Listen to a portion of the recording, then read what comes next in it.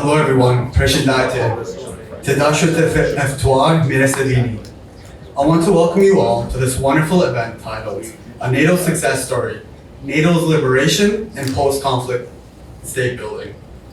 This event is organized in collaboration with the Consulate General of the Republic of Kosovo in Toronto and the NATO Association of Canada. On June 12th, we marked the 26th anniversary of Kosovo's liberation. But tonight, we are gathered to commemorate not just an anniversary, but to once again recognize that NATO is much more than just a security alliance. In 1999, NATO went beyond its traditional mandate.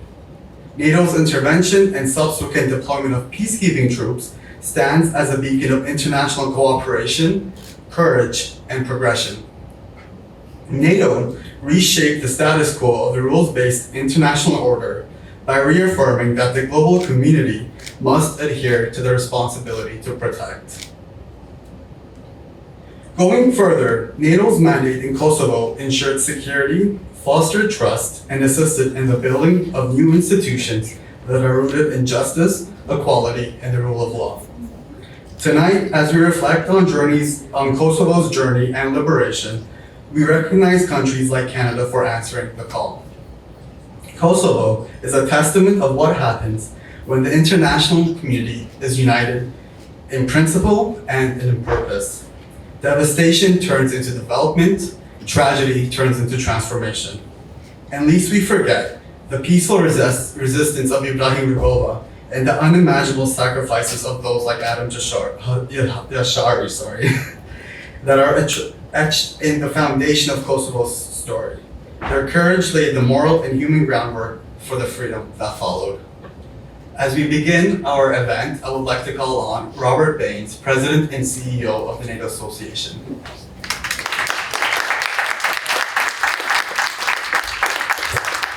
Thank you so much, Barish. What a great evening. Wonderful to see you all here. And specifically to welcome some of our diplomatic representatives here today. NATO is at its base a group of friends, a group of allies who have put themselves on the line for each other. When you think about your own life day to day, you rely on those people to keep you sane, to keep you on course, to make sure that you are doing what is best for you and for your family.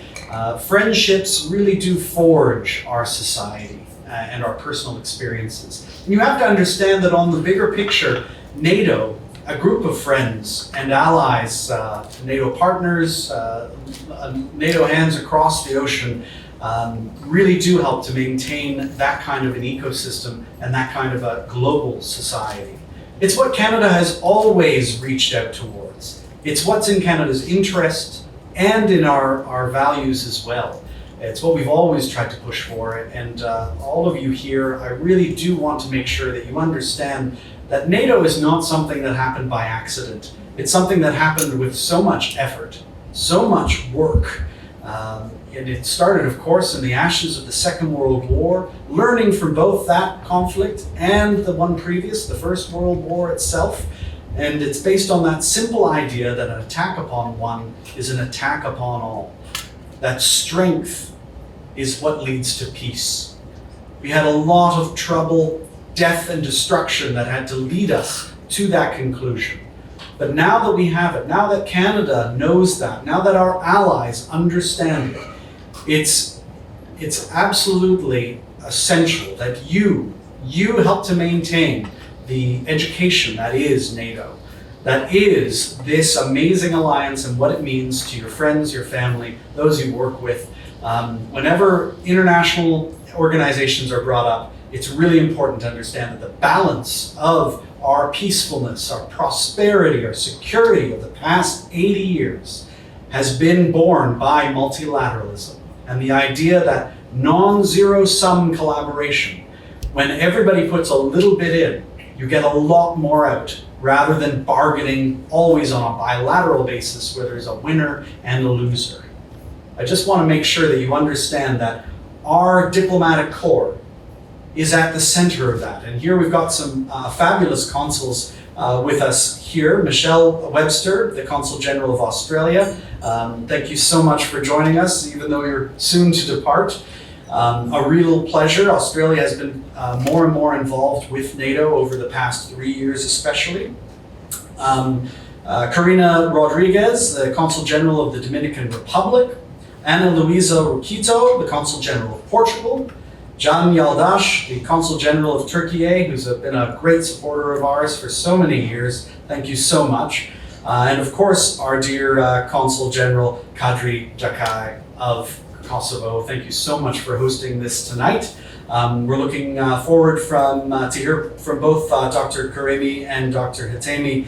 But I did want to just mention that Kosovo, we've titled this that it is the success story of NATO.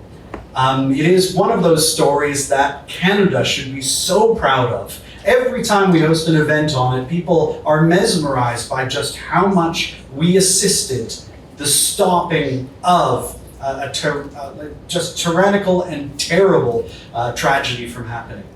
Being able to say that Canada stood up when we had quite a bit of opposition, suggesting that we not stand up, that we take a back seat, that we allow other diplomacy measures to take their course. It's one of the reasons that international intervention has been so difficult for the past 25 years. It's because of that hesitancy to get involved. And the lesson of Kosovo should constantly remind us that we must push for that kind of involvement, to stop atrocities, to really put our values and our money where our mouth is, because it's essential.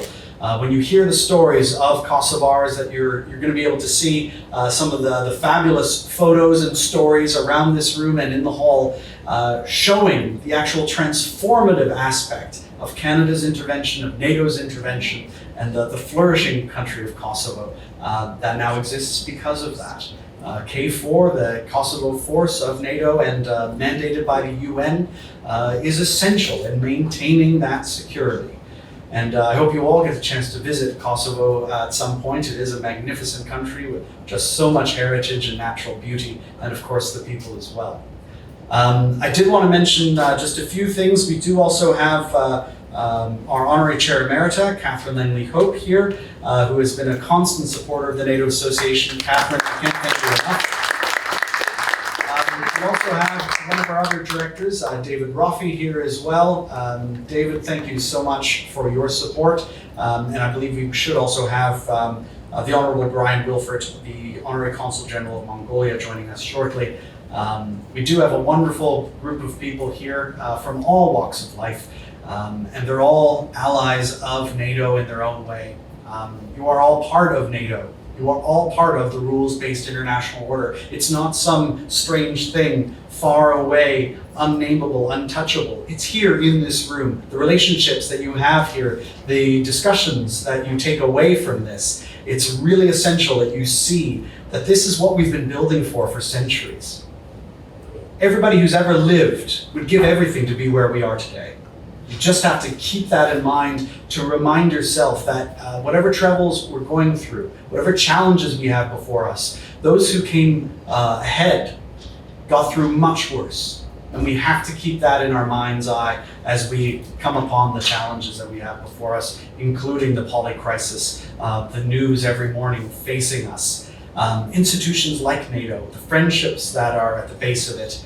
That's what's going to see us through. Resilience and that kind of community feeling that I get to be able to see every day with our diplomatic corps, but with so many of our partners across Canada and across the ocean. So thank you so much, and I can't wait to hear the discussion.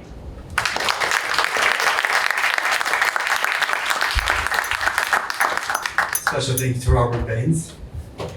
Now we have a video from the Kosovo Institute of Crimes Committed During the War, provided by Dr. Hatimi.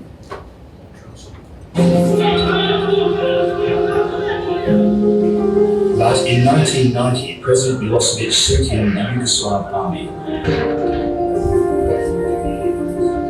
Security forces overran key institutions like the television and radio stations.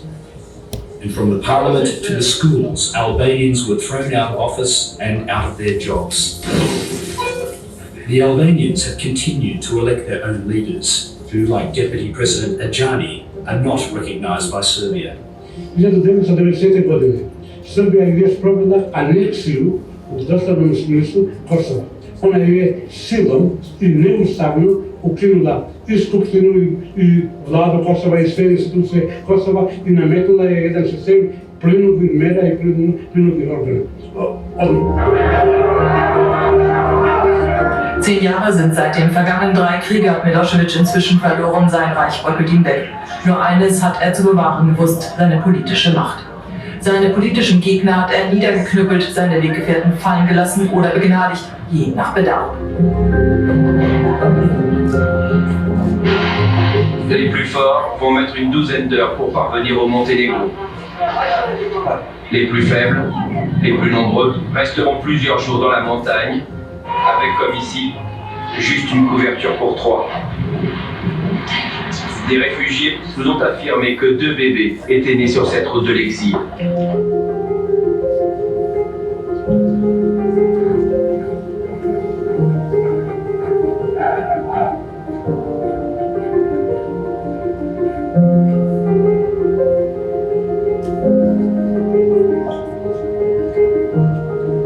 The systematic eviction of his own people from his own state of Kosovo crowns a decade of murder and tyranny in what is left of Slobodan Milosevic's Yugoslavia.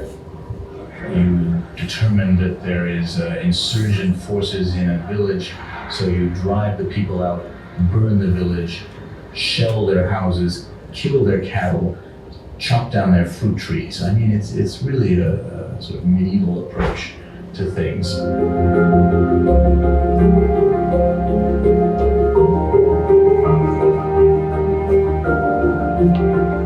At this camp on the Macedonian side of the border, Adriatic sits with his father, beseeching news of his family and country.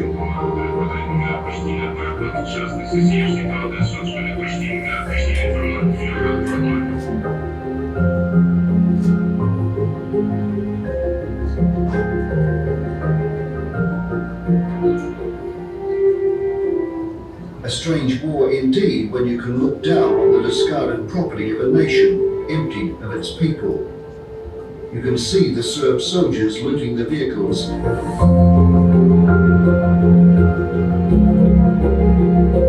can hear the NATO aircraft above. And you can sense the menace, the hint, the shock of war.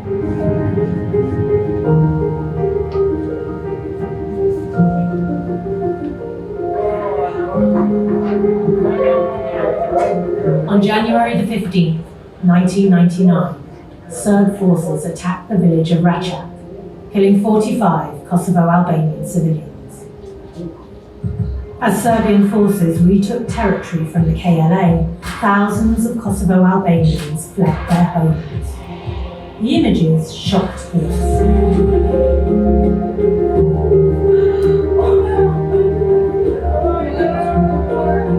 His husband Emir, a former politician, died of injuries sustained after months of torture. This is the first time his scattered family has been able to visit the grave.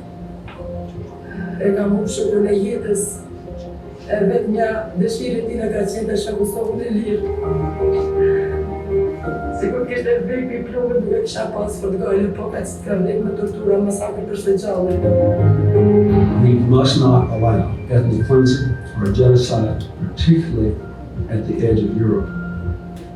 Part of the military that helps keep Yugoslav President Slobodan Milosevic in power. That's how Pentagon officials describe the airstrikes NATO will soon unleash. The primary goal of these strikes would be to stop the Serbs from continuing their attacks against the Albanians.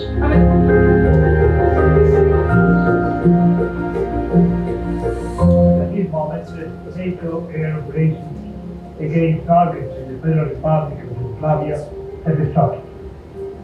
In the last month, the international community has spared no effort to achieve a negotiated solution in Kosovo. But it has not been possible. clear responsibility for their strikes lies with President Milosevic.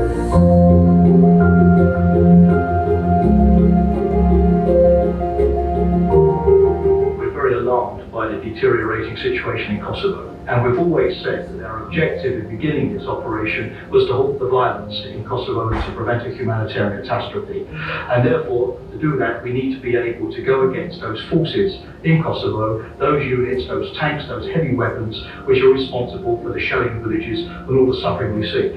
The troops gave the Serb victory salute, but they are retreating.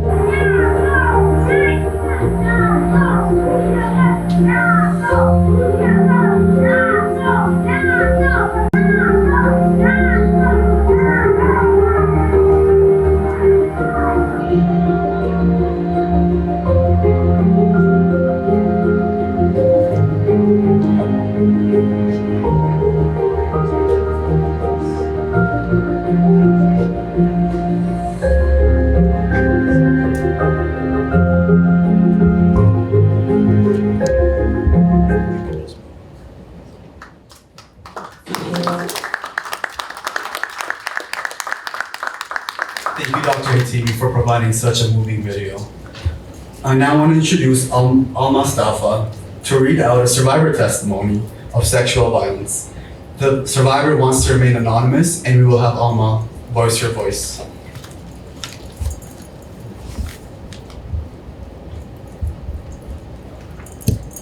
Thank you, Barish, for the introduction. As Barish mentioned, this is a testimony of a survivor of sexual violence during the Kosovo War, and she would like to remain anonymous, so I will be her voice in this room today. My name is Besa, and I am 49 years old. I am married, and I have 3 children, a son aged 28, 2 daughters aged 26 and 24. I live in a small village in the municipality of Jakova. I am a survivor of sexual violence during the Kosovo War. The incident happened between the 27th and 29th of March 1999. It was 5 a.m. when a large number of Serbian police and paramilitaries entered our village and started to expel us from our homes. There were only around 9 houses in our neighborhood. At the time, I lived with my 52-year-old father-in-law, my sister-in-law, and my brother-in-law, aged 20 and 16. My mother-in-law died 2 years prior after a battle with cancer. Before expelling us from our homes, they ordered us to hand over all the money and gold that we had if we wanted to stay alive. They threatened to kill us, including my children, who were just 6, 4, and 2 years old at the time.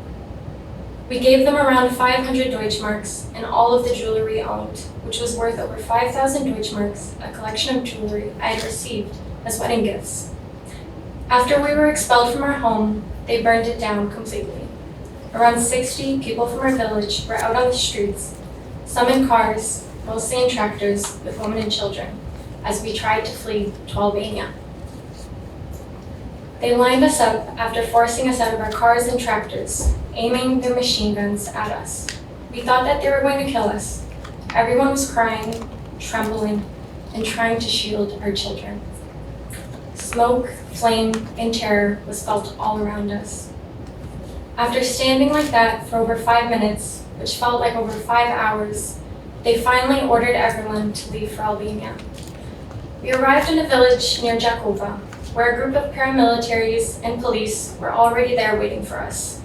It was painfully clear that they had been communicating via walkie-talkie and coordinating the terror we faced after taking shelter in an abandoned farmhouse in the village. We were around 60 women, men, and children when they stopped us near this farm. They separated the men, about 23 of them, by taking them to the barn, while us women and children were taken inside of the house. We were all detained in the house for 3 days, and each of us were systematically raped. We were tortured by cigarette burns, knives, and rifles when we tried to resist. We were around 17 women, 7 young children, and 3 girls aged 14 to 15. While there was 2 Serbian police officers and 5 Serbian paramilitaries selecting 7 or 9 women every single evening and taking them upstairs. It was devastating to watch these girls being dragged up to be raped the first night we arrived. All of them were covered in blood when they joined us in the room downstairs. Apart from the rape, they would beat us and scar our bodies, primarily our chest, with cigarette burns and knives. My children were crying each time they grabbed me by my hair and took me upstairs, especially the youngest, who was watched over by an older woman until I got back. Every evening, they pulled the men from the barns, made them sit in front of the house so they could hear the screams of the women and girls being raped and tortured. Till the last night they were killed, all of them were killed, including my father-in-law. His body remains missing to this day, along with all of the other men who were detained in the barn during the time. While I could not recognize any of the paramilitaries who raped me the first night, the second night I was dragged upstairs by a local Serbian dressed in a police uniform. This man used to work as an inspector in Čekova's municipality, my home. I knew him very well, both by name and by surname. The last night of our detention, they pushed me and the other woman down the stairs after we were subject to sexual assault, torture, and rape. All of us were hurt. We could barely stand up to the many injuries that we had and all the terrible weakness we felt after 72 hours of suffering a real-life nightmare and terror. On the 29th of March, around midday, they gathered everyone in the field next to the farm where we had been held. With machine guns pointed at us, we stood there waiting, certain they were about to start killing us. I held my children tightly, praying that a miracle could save them. I wasn't afraid of dying myself. There were many times I'd wished for death just to escape it all. But it was my children who gave me the strength to stay alive. Suddenly, one of them was speaking on a walkie-talkie, likely with their superiors, told the others not to shoot, and we were ordered to continue our journey to Albania and leave Kosovo. When we arrived in Albania, I was placed with a very kind family in Durrës. An older woman and her daughter took care of my children, as I was unable to do so myself. I was constantly crying, trembling, fainting frequently, and I refused to eat or drink for several days. About 7 weeks later, my host arranged an appointment and convinced me to visit a female gynecologist, as I had been constantly complaining of stomach pain. Although I didn't tell my doctor what had happened to me, she could sense it, both in my physical condition and my emotional state.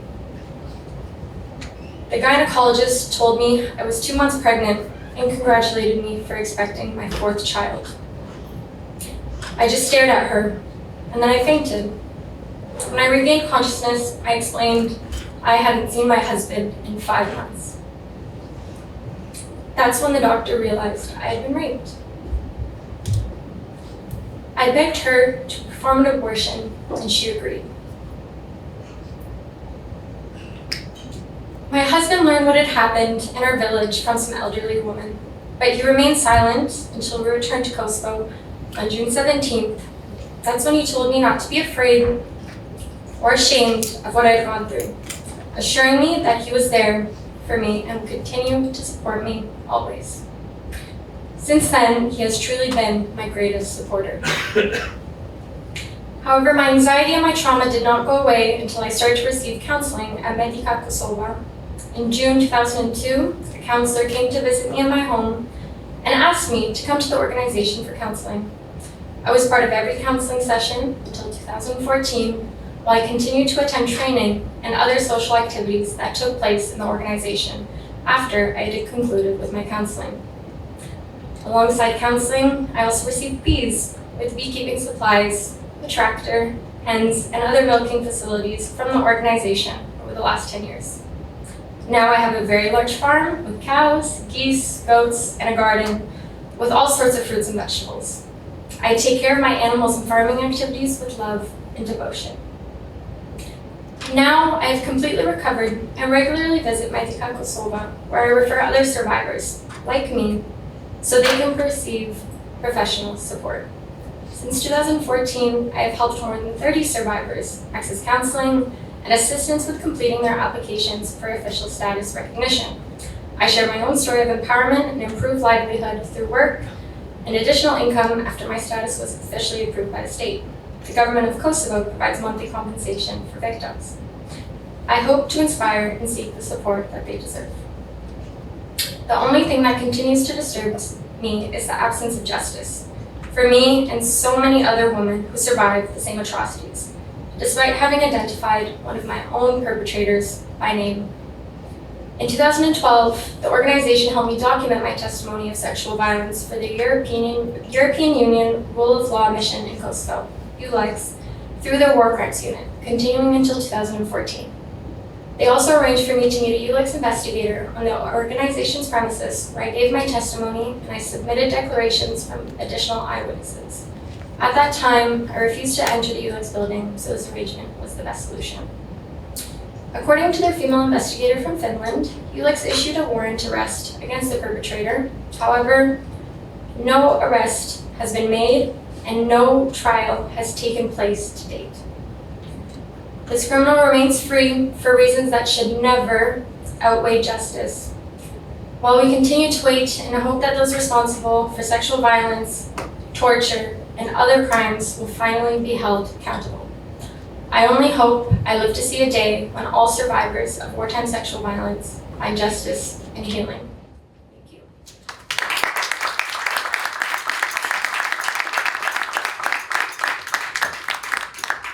Thank you, Alma. And I want to invite Ledor Babatinsa for a brief performance.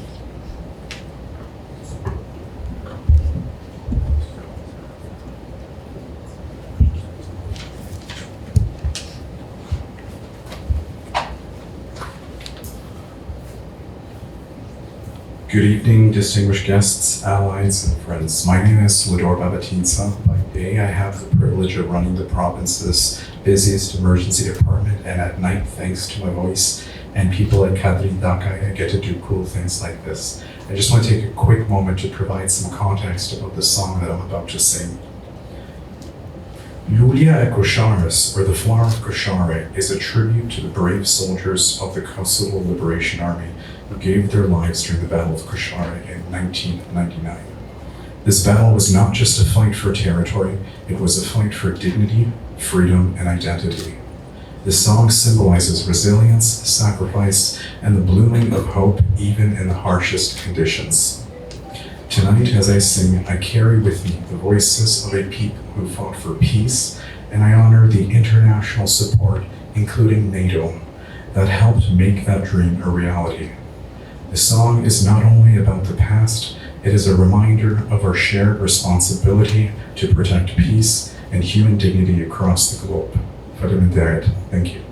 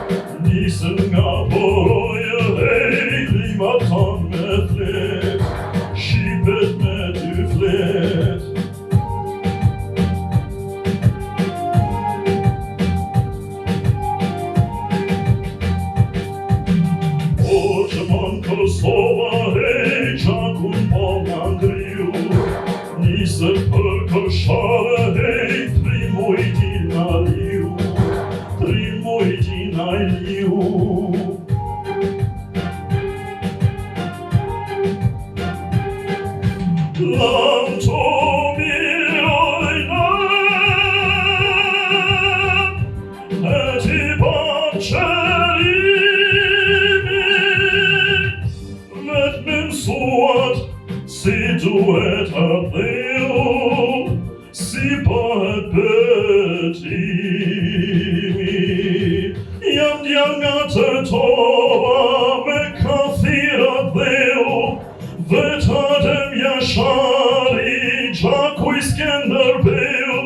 Asgjën bët nuk dështa më shumë se lirin, gjaku im le bëhet drit për shqiptarin.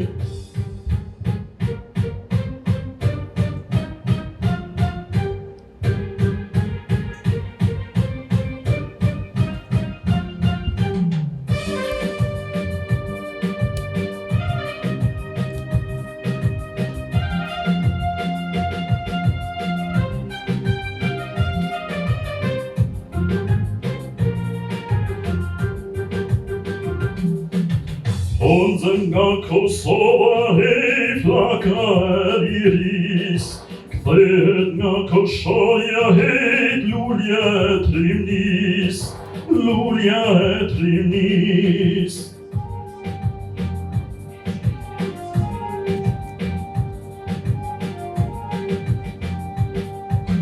Pap qëllimi jash për hej, largu I that natës, mirë se vjen në prore, hej, o flamuri pabës, o flamuri pabës.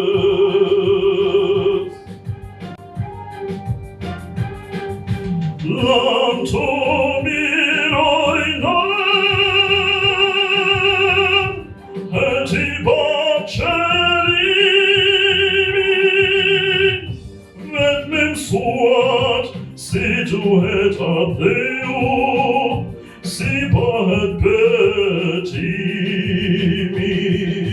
Jam djanga të toba me kathir atheu, vëtatem jashari, gjaku I Skenderbeut, asgjën bët nuk dështa më shumë se lirin, gjaku im le bëhet drit për shqiptarin. Jam djanga poroj, hej, me kathir atheu, vetarem jashari, gjaku I Skenderbeut, lur kuqe Kosovës, sot në zemër mi mbriu, Shqipe nga poroja jam, vet mujtina liu.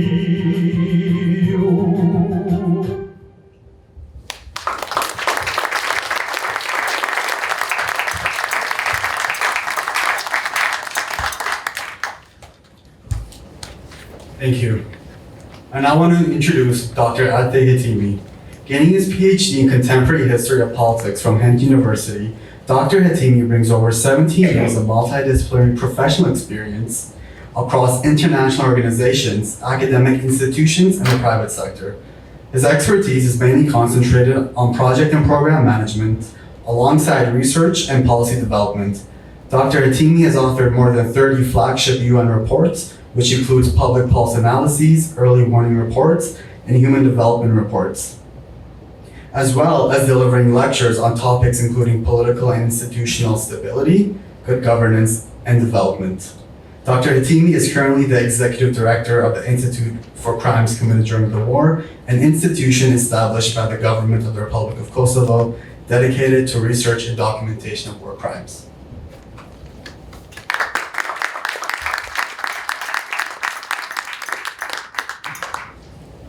Distinguished guests, thank you very much for having us here. It's a great honor for me to be both here in Canada and the NATO Association as well. Especially taking into consideration our emotional attachment with NATO. We are even being teased sometimes by our neighbors that we are so much pro-NATO. There was a case, trying to relax a little bit the situation after these emotional speeches and short video. When a Serbian general was telling to his army that, trying to kind of encourage them that you should love your army as much as Kosovo Albanians love NATO. So he's using us as an example. Today I'm here to speak about the Institute of Crimes Committed During the War and to provide some reasons of why we document and the process of documentation as such. So first of all, let me make it clear that in our institute, the reason for documentation is not for the purposes of revenge, it's rather for the purposes of building sustainable peace and reconciliation. We must admit that after the war period, we've been sort of pressured a little bit to move directly to reconciliation. And when I say pressure, I'm talking about from international partners, but also our political leaders and so on and so forth. But then we realized that unfortunately, due to this tendency, which was positive obviously, after the post-war situation, and currently we are noticing a lot of gaps in war crime documentation, which in one way or another have hindered the reconciliation process, but also the justice and accountability.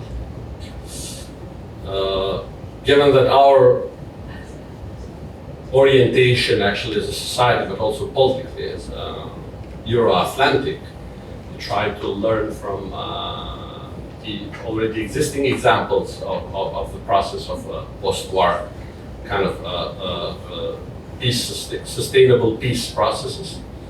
And it was very clear that the documentation is the key in this process. So in order to be capable of achieving at this point, the documentation is a key, because documentation leads to persecution and reparations as well, to public acknowledgement and public apology, sustainable peace, institutional reforms, and finally potential reconciliation. So imagine the kind of a mistake that we've done in the steps. Instead of going 1, 2, 3, 4, 5, we jump immediately into the 5th one. That's why there were numerous challenges during the war crime documentation in Kosovo, which obviously produced, as I said, gaps in this process. And the key ones that I thought of highlighting here is the fragmented efforts. Because of the fact mainly that there were several institutions, individuals, NGOs, international organizations that tended to do it, but none of them managed to do it in a unified kind of or a standardized methodology, be it research methodology or certain types of methodology. Lack of legal admissibility. You've heard from the testimony of the survivor that due to the lack of legal admissibility, unfortunately, the survivors are feeling uncomfortable, and if the survivors are feeling uncomfortable, how can you build a sustainable peace or reconciliation? If there is a lack of admissibility or persecution, then unfortunately the Serbian public in this case, because the Serbian state is responsible for it, want to have this public acknowledgement of what happened, but also they did not do this public apology, unfortunately, for none of the countries of the region that were involved with them during the 90s. Lack of standardized terminology, but also methodology, but also terminology. We had kind of problems in this regard as well. And given that there were no sustainable state initiative in this regard, there were funding constraints, and we must be self-critical. There were cases when documentation as such was shaped by shifting governmental priorities. Consequences of poor documentation or weak prosecution of war crimes, revisionist narratives of historical distortion. As you could have heard, Balkans during the last 20th century indeed was a champion in producing more history than we can absorb, actually. So the lack of proper documentation opened doors for that as well. And injustice for survivors, as well as a lack of reparations. So there was an urgency for a systematic but also comprehensive approach to documentation. So Kosovo's government established the Institute of Crimes Committed During the War. The idea was to centralize and standardize war crime documentation to ensure accurate, complete, and reliable research on the events that occurred during the war period in Kosovo. And our core objective, given that we are not investigation institution, we don't have investigative mandate, but we have a research and documentation mandate, although we do collaborate mainly with educational institutions, cultural institutions to support them for exhibitions such as this one that all of us can look, and also judicial institutions. But our collaboration with judicial institutions is only in terms of they ask whether we have a document for a certain case that they are investigating. If we have it, we hand it over to them. If not, then we just inform them about it. The core objectives of the Institute is collection, verification, processing, archiving, and researching data on crimes committed during the war, and ensuring public awareness for victims and interested parties. Given that, as I said, there was lack of a standardized methodology and there was lack of a kind of judicial, ethical, and methodological infrastructure, the first thing we've done was we tried to build these numerous documents that would guide us on our daily work.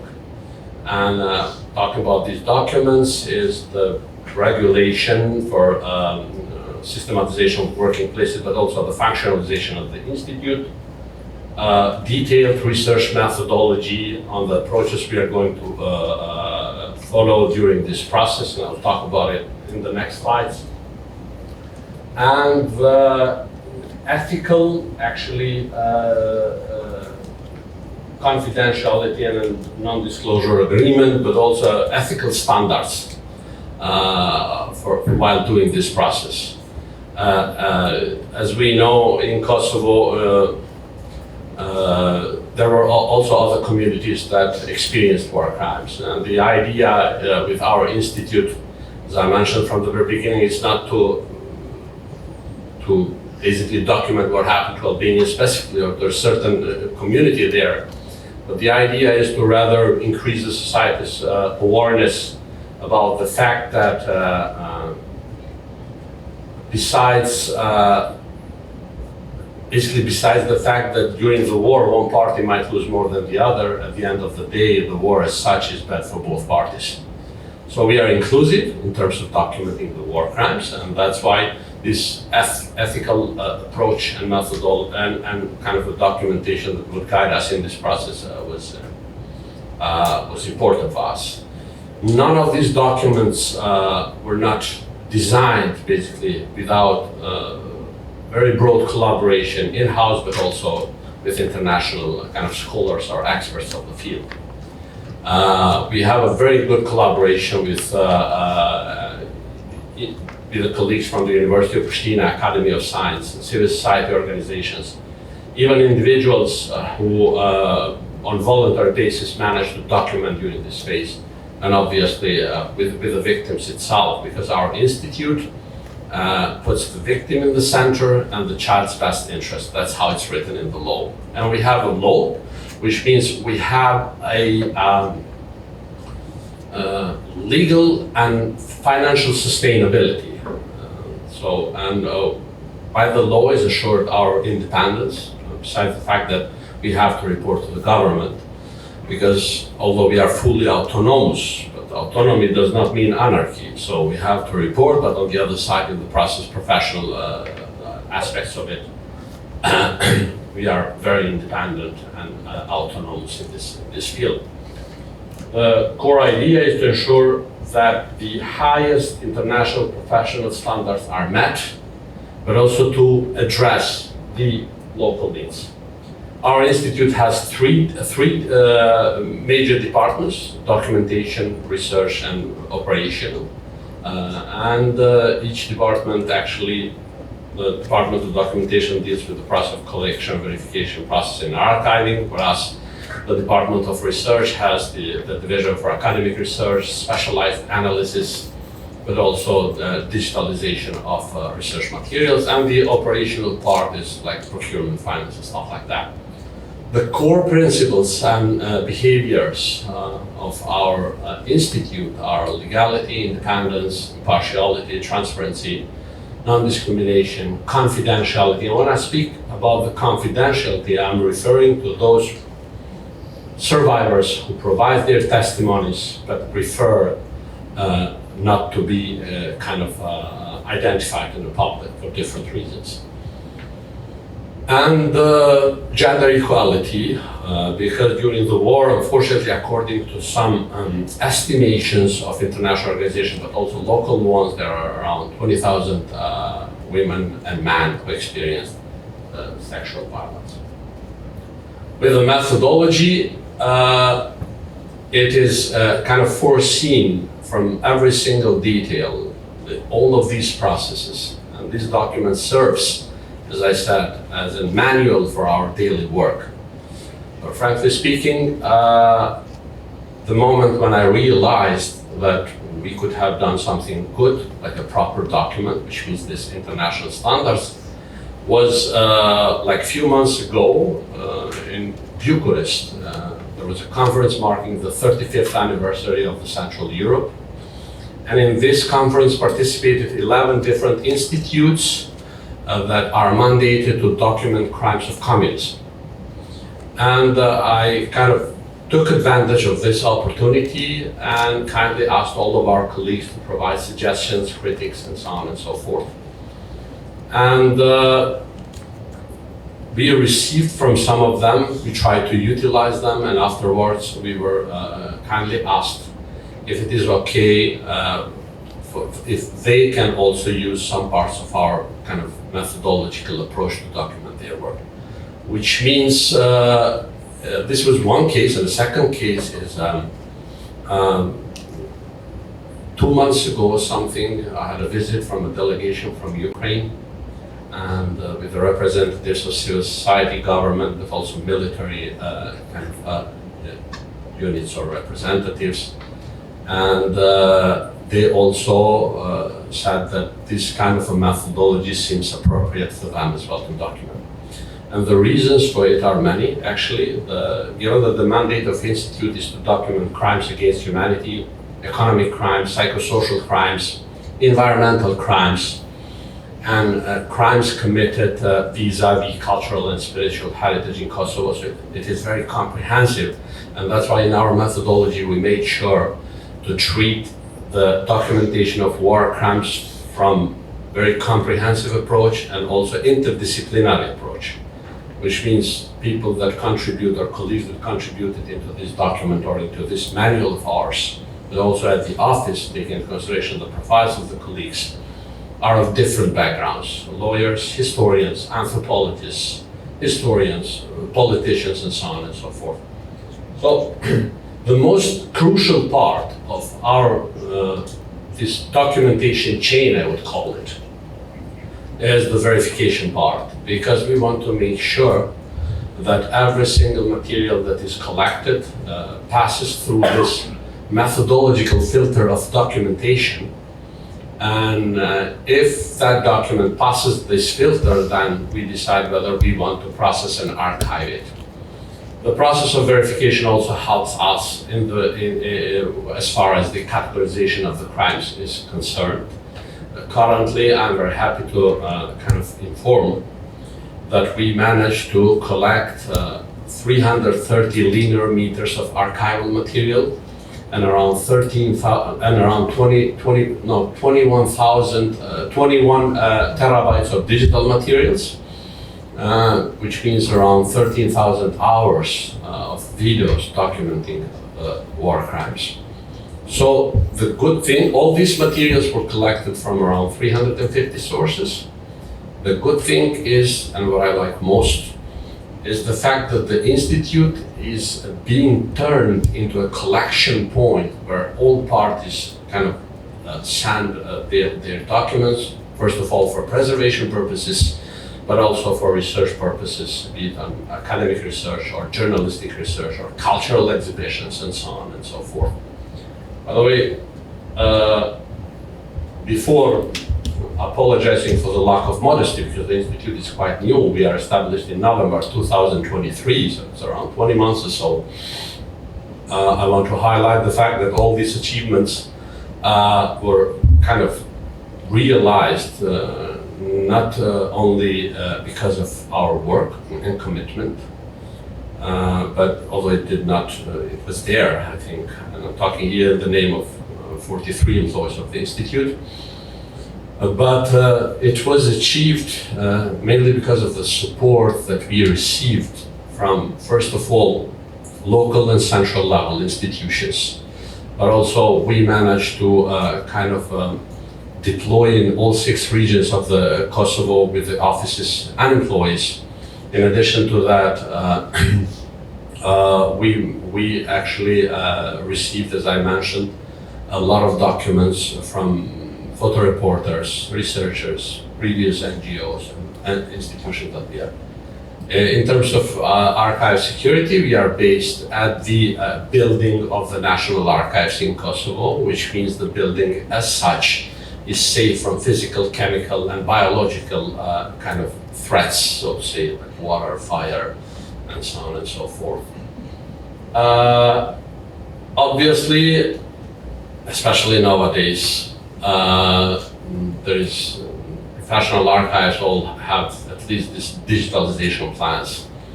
And so far, in collaboration with Rochester Institute of Technology, we've developed quite detailed project proposal about the digital software that will be used and applied from the Institute. Given that I'm not a kind of engineer by profession, and I don't know a lot of technicalities, but let me just mention a single kind of tool that this software has and how it can be useful for different types of institutions, but also individuals. A few years ago, I researched in the archives of Columbia University in New York, and I kind of seen something like that, and I really loved it. It was very kind of user-friendly. One of the tools that I made sure to be in this project proposal is, for example, obviously, first of all, we have to feed the software with the data and so on and so forth. And then if, for example, a teacher of a primary school in a village X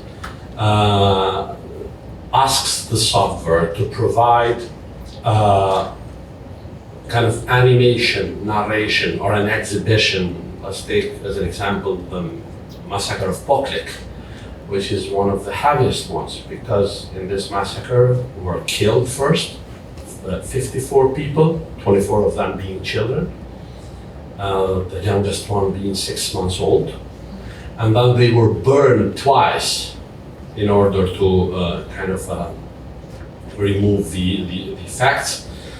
But if a teacher, for example, of that school asks for one of these kind of presentations that needs to be suitable for kids of 10 till 12 grades, for example, the software as such has the capabilities to provide such information.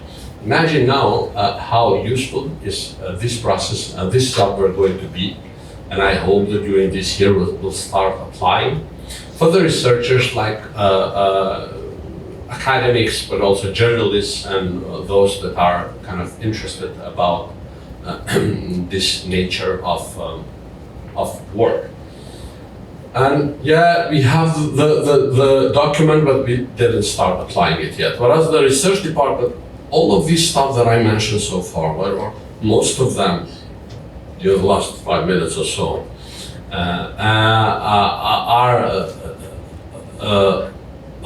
is a job that is supposed to be done by the Department of Documentation. As far as the research department is concerned, they have another kind of types of work. They, for example, collaborate to conduct academic research, conduct specialized analysis, and so on and so forth. But also they are in charge of kind of organizing conferences, exhibitions, and increasing the society's awareness about the crimes committed during the war in Kosovo. As I mentioned, this type of work cannot be done alone. no matter how smart you think you are. But it must be done in collaboration for a lot of reasons. And take into consideration this necessity, during the last 8 to 9 months, we managed to sign memorandums of understandings with institutions in Albania, such as National Library, the Archive, institutions in Macedonia, such as National Library and Institute for Cultural and Spiritual Heritage, institutions in Bosnia and Herzegovina, such as Srebrenica Memorial Center, and institutions in Montenegro, such as National Archive. Unfortunately, although I would be more than happy to collaborate with the institutions of Serbia as well, because this would be very important. So far, we have 2,560 Kosovo inhabitants that are still missing. And most of these missing persons that were found so far, or some of them were found in the mass graves in Serbia. Collaboration with Serbia would be very important in this process to also give light to the process of missing persons. But unfortunately, we did not have a chance to establish collaboration with them, although, to be honest, I tried. Some colleagues at the University of Belgrade that I knew before and that I met in different conferences, but although they were willing individually to do something in this regard, institutionally could not do anything. The Institute, in the name or a necessity of collaboration, on 17th of February 2025, organized one of the first international conferences on crimes committed during the war in Kosovo, and not the first only of the Institute, but also the conferences in Kosovo organized ABBA. In this conference, we had academics from 11 very prestigious academic institutions, such as New York University, Amsterdam, Bournemouth, and so on and so forth. The conference was 3 days, and the speciality of it was the fact that we kind of brought into one room the academics, the survivors, and also those that worked in civil society, the practitioners, that's how they were called. The conference was very fruitful, also because of the fact that it gave the opportunity to the academics to have the victims in one room and kind of to see their kind of responses and so on and so forth.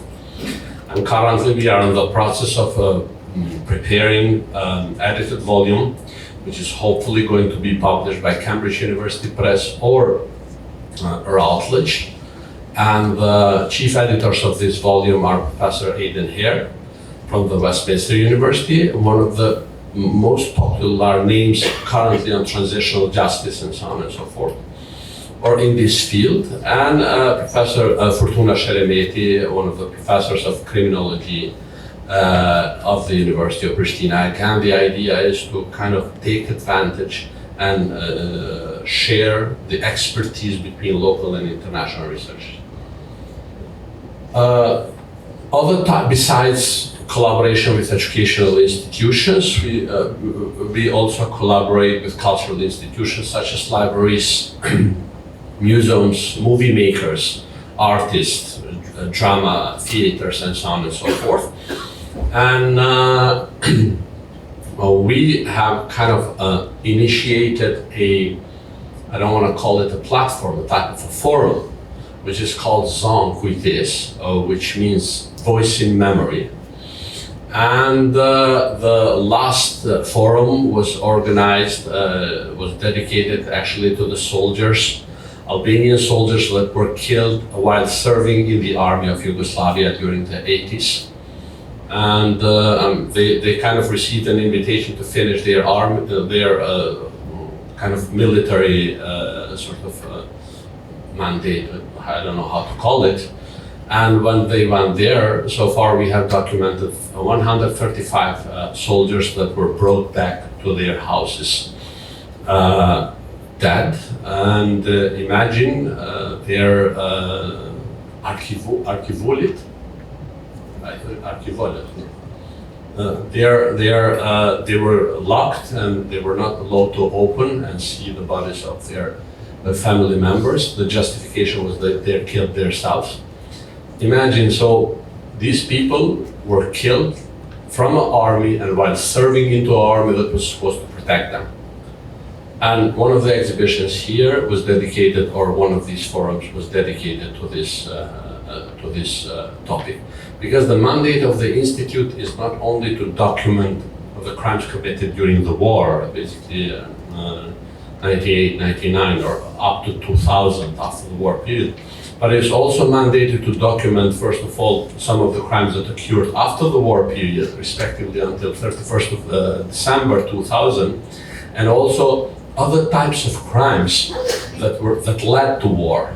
It is very interesting, our professor Mohamedin Kulashi, but he also referred to Amnesty International reports, provided a very interesting statistic. He said that from 1981 till 1989, 510,000 Albanians passed through the doors of the police, prosecutor's office, or courts, which means it happened during the 80s. So the number is so large. And some of them were sentenced, for example, for 20, 30 years. And some of them only had to go there and to report for something, but still none of them, unfortunately, or basically most of them, were men, and which means more than 50% of the man population of Kosovo of that time. And most of them experienced at least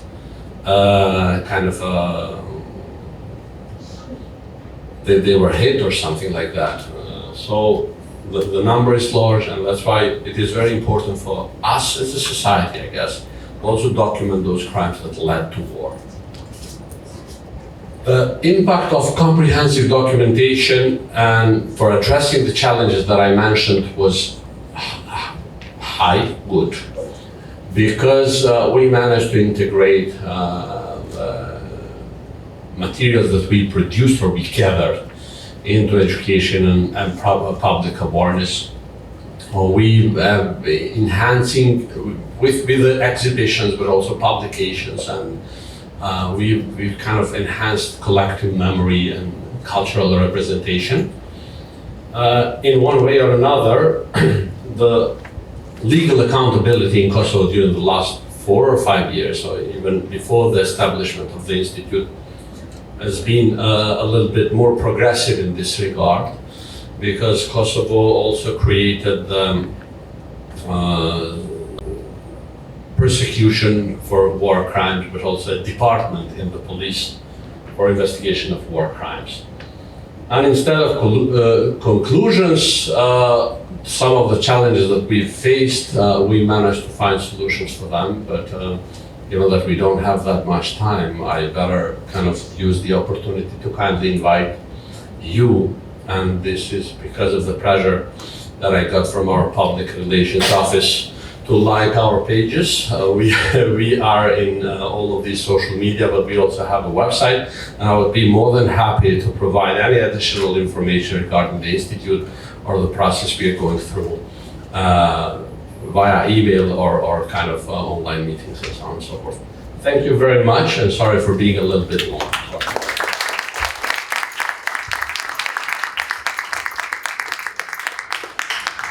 Thank you, Dr. Hatimi. And I want to introduce Dr. Çelim Çerimi. He is a professor of international law at the University of Pristina, conducting graduate and postdoctoral fellowships at Harvard and the University of Antwerp.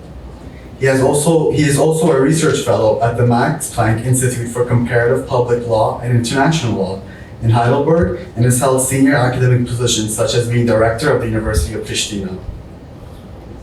Dr. Çerimi has advised organizations such as the EU, USAID, UNDP, and World Bank on the rule of law and development, capacity building, and environmental law in post-conflict transitional settings. He is right now a member of the Venice Commission, chair of the subcommission on the protection of national minorities, and again, university and rector of University of Pristina.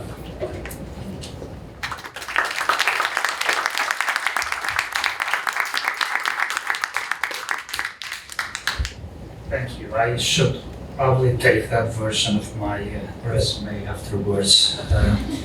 Now, Consuls General, Mr. President of the NATO Association, distinguished colleagues, ladies and gentlemen, it is my distinct pleasure and privilege to be able to address you all tonight.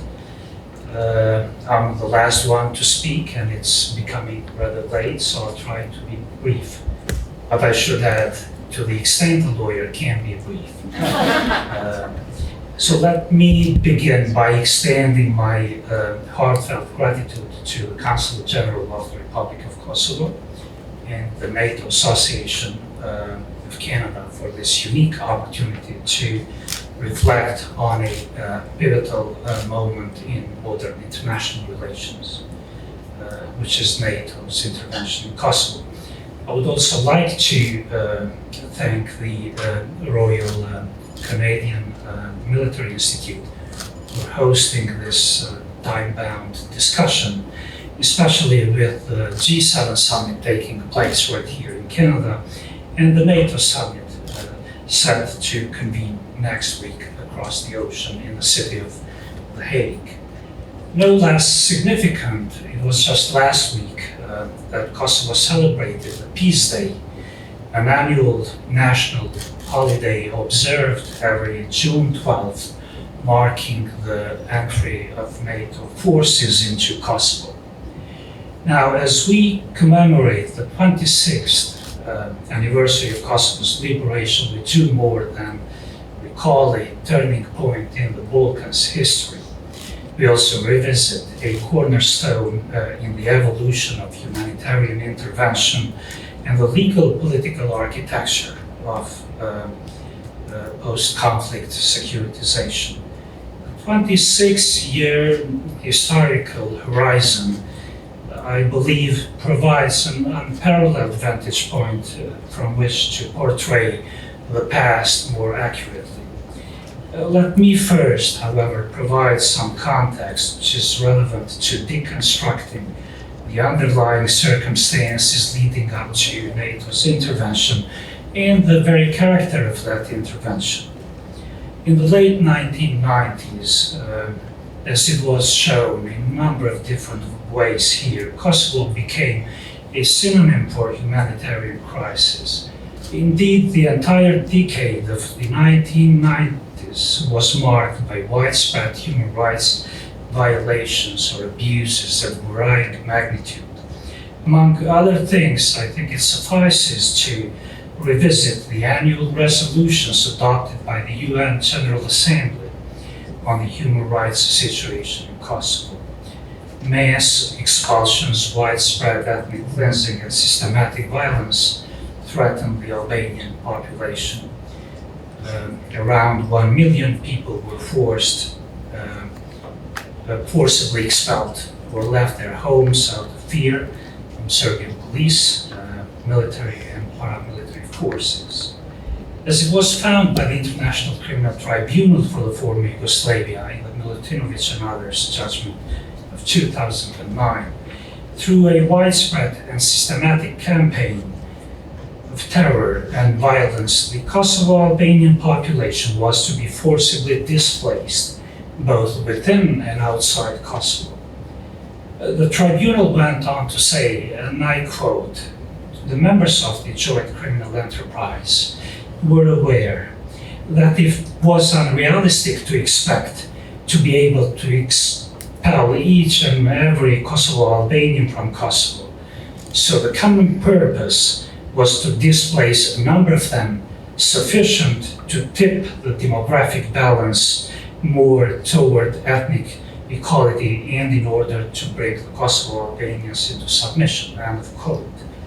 In the legality of the use of force cases, the International Court of Justice, otherwise known as the World Court, also had occasion to express its deep concern, and here I quote, "with the human tragedy, the loss of life, and the enormous suffering in Kosovo," end of quote.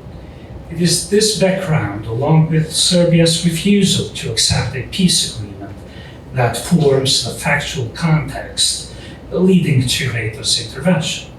In March 1999, NATO launched an intervention absent express authorization from the UN Security Council, a legal gray area that sparked intense academic debate.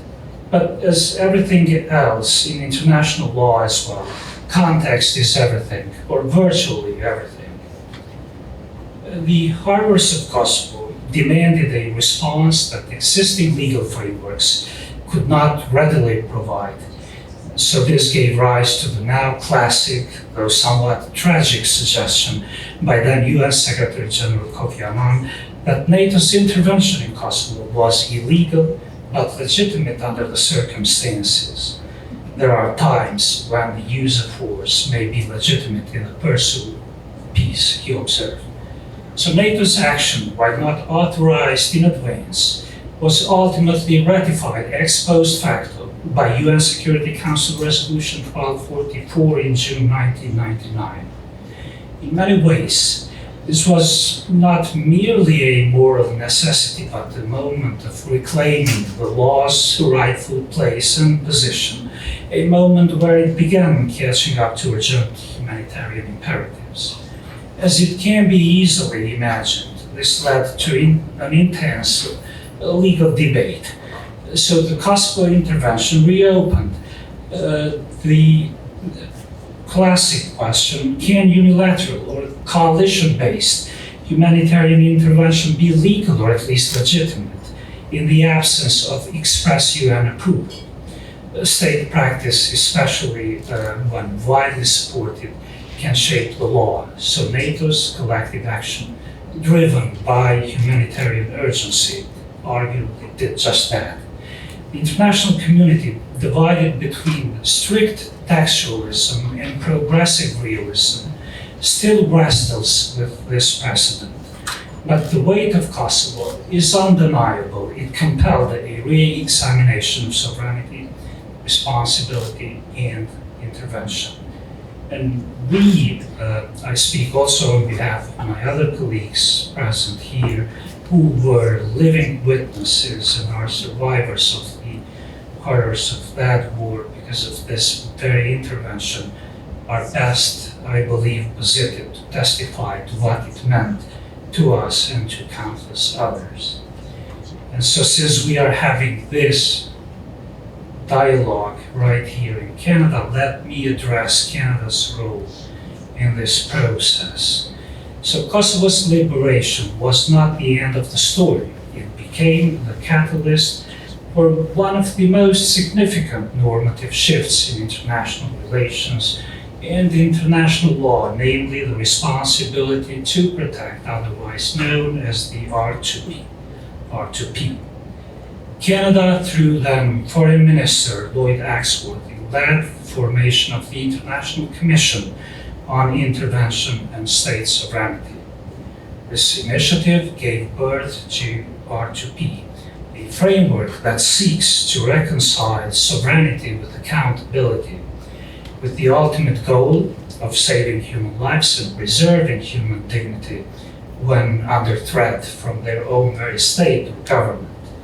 As articulated at the 2005 UN World Summit, R2P seeks to hold states and the international community responsible for protecting populations from mass murder crimes, namely genocide, ethnic cleansing, crimes against humanity, and war crimes.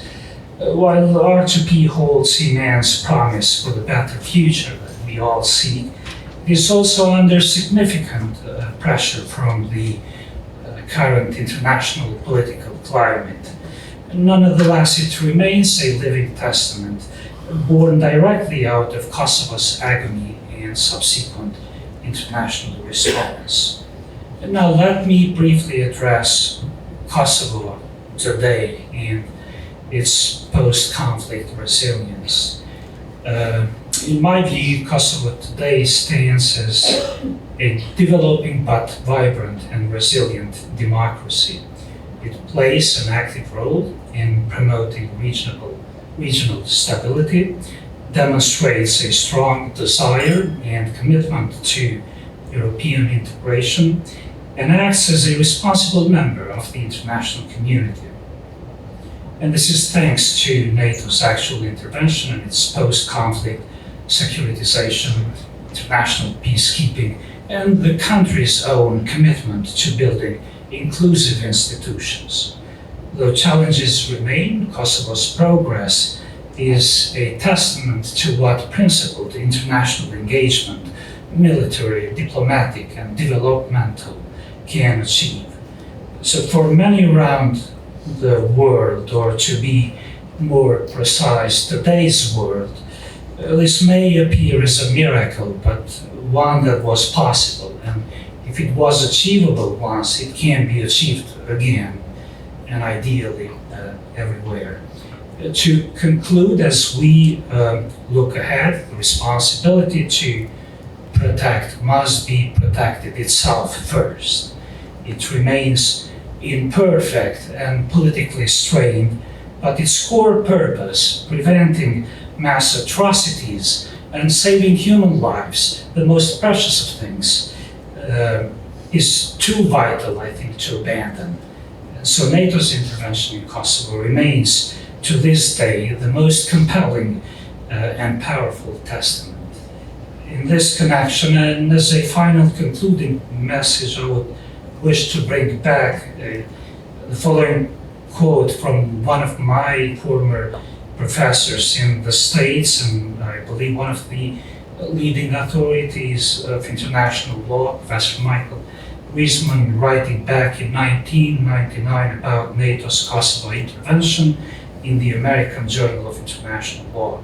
The beginning of quote: "When human rights enforcement by military means is required, it should indeed be the responsibility of the Security Council acting under the UN Charter. But when the Council cannot act, the legal requirement continues to be to save lives, however one can, and as quickly as one can, for each passing day, each passing hour means more murders, rapes, mutilations, and dismemberments, violent violations of human beings that no prosecution will expunge, no remedy repair." And my final remark, thank you all very much.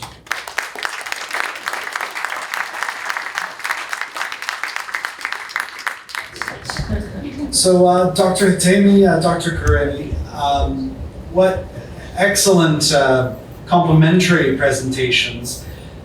Both of you have clearly touched on issues that have relevance for this moment in history that we are encountering. Not only do we have the Ukraine conflict at the moment, but also Gaza, Sudan, so many different issues going on right as we speak these words. I'd like to know, especially for the war crimes, just to start off, what are some of the best lessons learned from Kosovo to make sure that international justice is served? You're mentioning that all of the best practices that have been put into practice for Kosovo. How has that affected the current International Criminal Court interest in maintaining documentation for current war crimes? Thank you very much. Actually, the first thing that I asked the colleagues from the Ukraine when they came to visit us, I asked them not to repeat our mistake, which was to start the documentation process from the very beginning and immediately after the peace or after the conflict began. Kosovo's example is mentioned here, although this is one of the weaknesses in this process. Kosovo's example can serve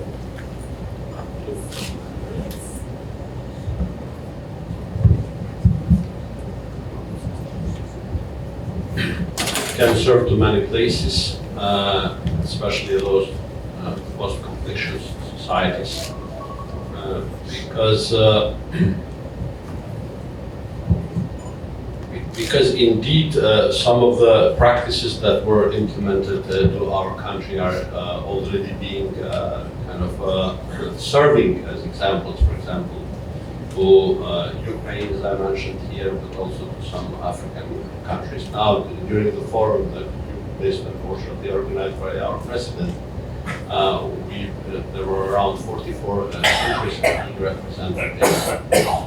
And they were actually highlighting the fact how some of the kind of success stories of Kosovo in terms of documentation, but also in terms of overall development of the country are being taken as example and applied in countries. I should mention that the conference that you're alluding to, the Women, Peace and Security Conference held by Kosovo every year, is one of the world's leading conferences on issues of women, peace and security, which of course Canada has championed right along Kosovo for many years, and it really is a terrific initiative by Kosovo. Dr. Karimi, I suppose I'll just ask something somewhat similar. The responsibility to protect has been battered constantly, I'd say, since the great success of its original emerging from the Kosovo conflict. What do you see as its future, considering all the challenges we've had in Libya, which was a operation which was created under the exact same kind of desire to stop civilian deaths and destruction? I'd just like to see, from your opinion, where is the responsibility to protect as a concept right now, because Canada has so much invested in it. Right, thank you. And you rightly referred to it as a concept, because unfortunately it's still a concept. But in part perhaps to relate to your previous question to my colleague here, I think Ukraine can learn a lot from Kosovo, but unfortunately it cannot benefit a lot from the sort of fundamental benefits that Kosovo enjoyed, and this is in the first place NATO intervention, which has been the key to whatever we have achieved in many ways. And so lacking that sort of fundamental premise, it will become a lot more challenging for them to come out as we did. But now, when it comes to the R2P, we have obviously seen at least a segment of the international community being mobilized and trying to support Ukraine. So let's say an alternative informal version of NATO in the form of a rather wide coalition of willing, especially of the European countries, the United States until sometime and to a certain degree now, Canada, and other partners and allies. Otherwise, it is true, I think, to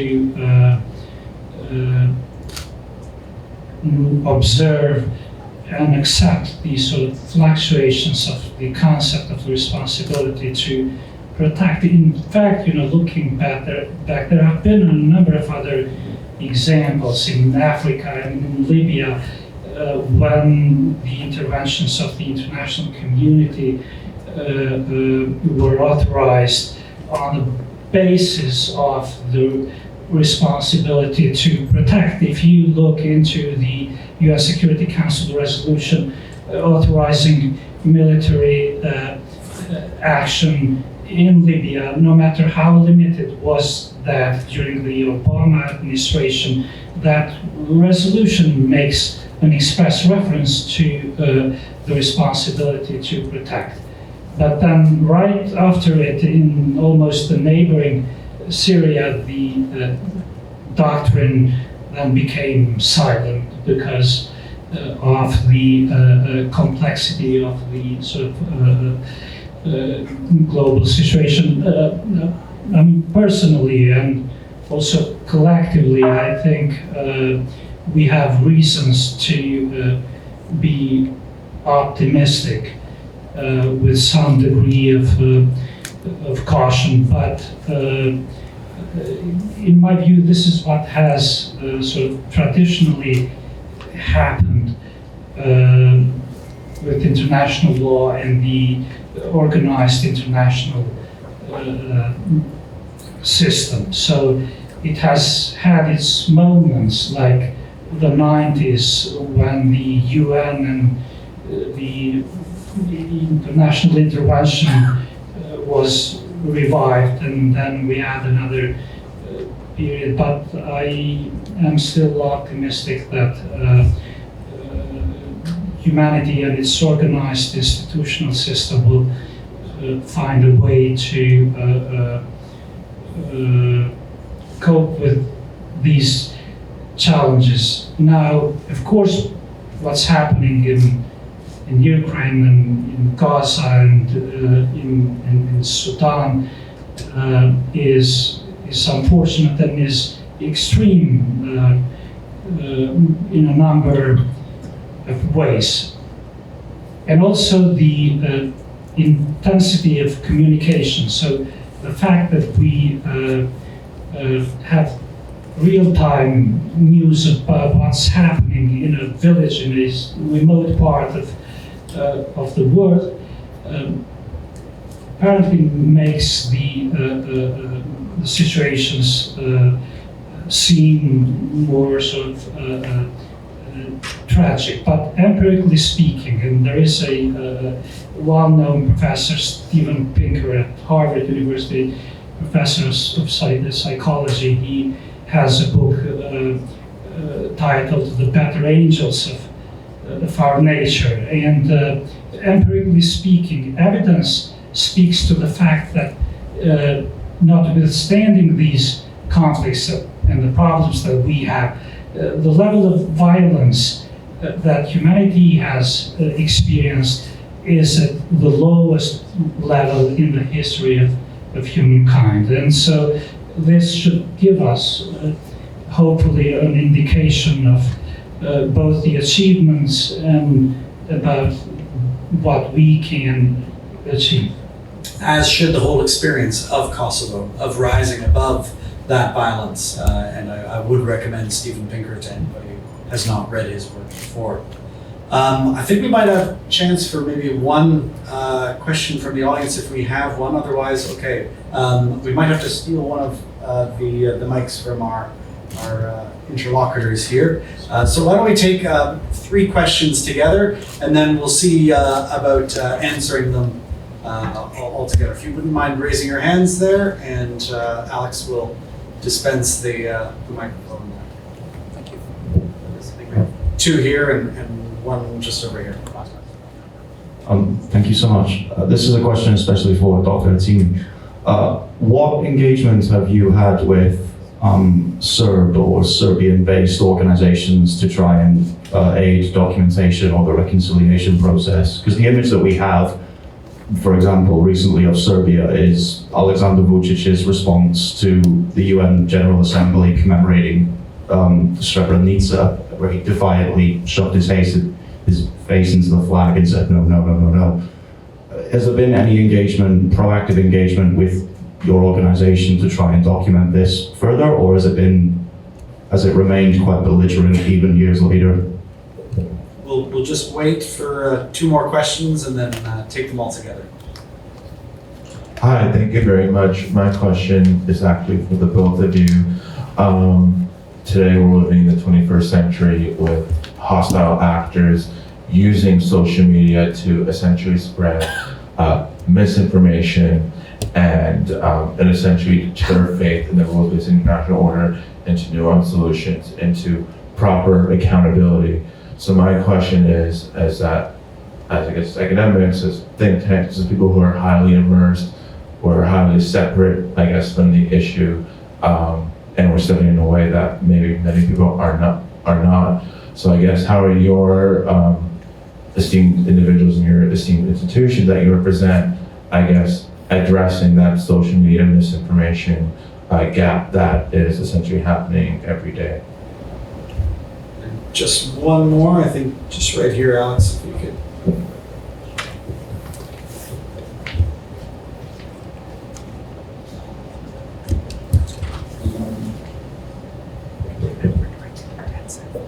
Thank you for both of your speeches. They're very enlightening. My question is for Dr. Hetemi. Is there a process at the Institute for recording the war crimes experiences of Kosovar refugees who settled abroad? So the experiences of Kosovar Albanian refugees who live in Canada, for example? Or is it just the war crime experiences of those who went back to Kosovo? All right, so with those three questions about Serbia's response and or help to the process, also how you address social media disinformation specifically, and whether there is a process for reporting for refugees. And to both of you, I think we can get the other mic back. Oh, great, perfect. Thank you. As far as collaboration with Serbian institutions, first of all, let me just clarify that we are not a kind of organization. It's the State Institute for Documenting Crimes during the war in Kosovo.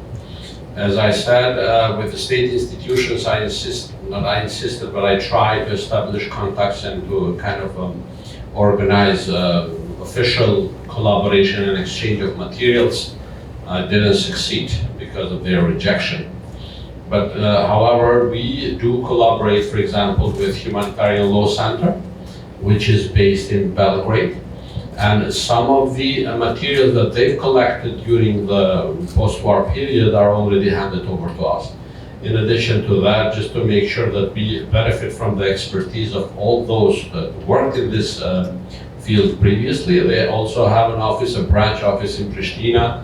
And all of these documents that I mentioned here that are produced by the Institute, but also participation in conferences and exhibitions, I make sure to consult with them initially as well and to discuss whether they have, because they obviously all, most of the time provide suggestions that are an added value to our overall kind of ambitions or objectives. As far as social media are concerned, as I mentioned, this methodology of ours is one of the manuals or documents that we kind of apply in our daily work. It is quite dismantled in terms of the verification process, just to make sure that as everything is as more professionally or accurately kind of collected and verified and processed and archived. We don't fight back with the social media propaganda, but we tend to make sure that we are kind of publishing and promoting the truth that happened. A truth which is kind of found by applying very rigorous verification procedures, but also all of these processes from both comprehensive approaches and interdisciplinary research methodologies. As far as the third question is concerned, Exodus is one of the crimes of genocide. And we, in order to kind of progress in the documentation of this, unfortunately, crime that occurred in Kosovo, so far as I mentioned, we managed to establish and to kind of make it institutionalize the collaboration with the Archive of Macedonia, which it is estimated during the war period hosted around 340,000 refugees of Kosovo. Archives of Albania, which during the war approximately hosted around 530,000 refugees coming from Kosovo. Archives of Montenegro, which during the war it is estimated that hosted around 61,000 refugees from Kosovo. In addition to that, we are collaborating also with the embassies, Kosovo embassies abroad, but also the embassies of the countries in Kosovo, trying to make sure that they provide the documentation about the numbers of refugees they hosted in their countries and how they systemize them and so on and so forth. The idea is, first of all, to collect these official numbers, but obviously we do collaborate and collect witnesses from Albanian refugees that flee the country during the 1999 and now reside, for example, in different countries of the world. And we are more than open in this process. However, the human resources, as I mentioned, although according to the law we are supposed to have 74 employees, but currently we have just something more than 40. So it's quite impossible to make sure that we reach every. But we are working in this regard, and we are more than open for any person who experienced the crime or who has a testimony that might be useful for educational, cultural, or judicial processes to get in touch with us, and so that we can collect that testimony. Yes, if I could relate just for a little bit to my colleague's response and the questions concerning evidence collection. I think a truly powerful sort of source could be the judgments of the ICTY in cases concerning Kosovo. For instance, the Milutinovic case that I referred to is a judgment spread in 4 different volumes, each having 700 or 800 pages, and you add to that several years of testimonies of people and individuals with all kinds of backgrounds and situations. And that process has survived a very rigorous sort of procedural cross-examination, and it's truly valid. So, and obviously it contains testimonies from both Albanians and Serbs and members of other communities. And so to begin with, that's a sort of ready-made evidence that we already possess. Now, when it comes to disinformation, I'm afraid we haven't found a formula how to fix it, and to be realistic, we likely won't be able to find one. And I think there's been always disinformation. It is just that the fashions of modalities have changed, and so from a more sort of centralized approach to it, now we have a decentralized, where each individual could potentially be a source of disinformation, but information as well at the same time, valuable information. Now, social media can as well be very useful instruments to prevent and fight crimes, including mass murder crimes. But at the same time, unfortunately, social media can be a source of inciting violence and committing crimes. And we still have to wait for some time for a judgment from the International Court of Justice in the case concerning Myanmar. And so one of the key arguments is based on posts in social media from the military of Myanmar against the Rohingya population. And so that's going to be very interesting to see to what extent we can rely on the social media statements as a basis for evidence. though I have to say that there are already cases both in the practice of the ICTY and the International Criminal Court using materials from satellite images and other instruments used as evidence in criminal proceedings. And so, as it has been true, I believe, in the past now, but in a different way, social media can both be a source of problem and also a solution at the same time. In Europe, there have been, on related dimensions, a number of important initiatives. For instance, the Council of Europe, to which the Venice Commission, where I am a member, belongs to, has recently approved a framework convention on artificial intelligence and human rights, democracy, and rule of law. And so there have been a number of other initiatives. Of course, it's going to be very challenging to strike the right balance between free speech and the right to freedom of expression, and then disinformation, especially the one leading to violence. Great. Well, thank you so much. Now it just leaves for us to hear from our dear Consul General, Jack Howdy. Okay, thank you. Thank you so much.